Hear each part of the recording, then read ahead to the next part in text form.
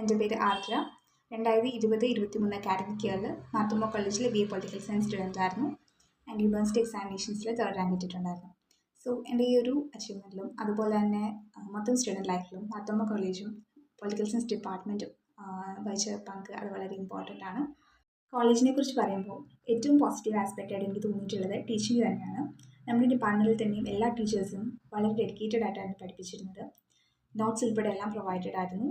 അതിനേക്കാൾ ഉപരിയായിട്ട് ഒരു സപ്പോർട്ട് സിസ്റ്റം ക്രിയേറ്റ് ചെയ്യാൻ സാധിച്ചിരുന്നു. കാരണം ടീച്ചേഴ്സ് എല്ലാവരും വളരെ ഫ്രണ്ട്ലി ആൻഡ് അപ്രോച്ചബിൾ ആയിരുന്നുകൊണ്ട് തന്നെ സ്റ്റുഡൻസിന് ഒരു കംഫർട്ടബിൾ എൻവയോൺമെൻറ്റ് ലഭിച്ചിരുന്നു. വളരെ എൻഗേജിങ് ആയിട്ടുള്ള ക്ലാസ്സസ് ആയിരുന്നു. ആൻഡ് ലാംഗ്വേജ് ക്ലാസ്സസിനെ കുറിച്ച് പറയുകയാണെങ്കിൽ എനിക്ക് പേഴ്സണലി ഏറ്റവും എൻജോയബിൾ ആയിട്ട് തോന്നിയിട്ടുള്ളത് ഇംഗ്ലീഷ് ക്ലാസ്സസും മലയാളം ക്ലാസ്സസുമാണ്.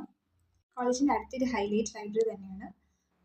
നമ്മുടെ സബ്ജക്റ്റ് ബേസ്ഡ് ആയിട്ടുള്ള ബുക്സ് ആണെങ്കിലും ലിറ്റററി വർക്ക്സ് ആണെങ്കിലും രണ്ടിൻ്റെയും വളരെ വലിയൊരു കളക്ഷൻ ലൈബ്രറിയിൽ അവൈലബിൾ ആണ്. അത് നമുക്ക് വളരെ ഹെൽപ്ഫുൾ ആയിരുന്നു.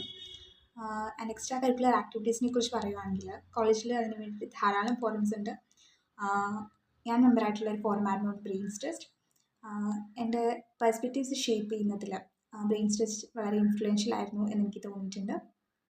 കോളേജിൻ്റെ അഡ്മിനിസ്ട്രേറ്റീവ് സൈഡിൽ നിന്നും എല്ലാം വളരെ എഫിഷ്യൻ്റ് ആയിരുന്നുകൊണ്ട് സ്റ്റുഡൻസിന് യാതൊരു ബുദ്ധിമുട്ടില്ലാതെ ഒരു hassle free student life enjoy ചെയ്യാൻ സാധിച്ചിരുന്നു.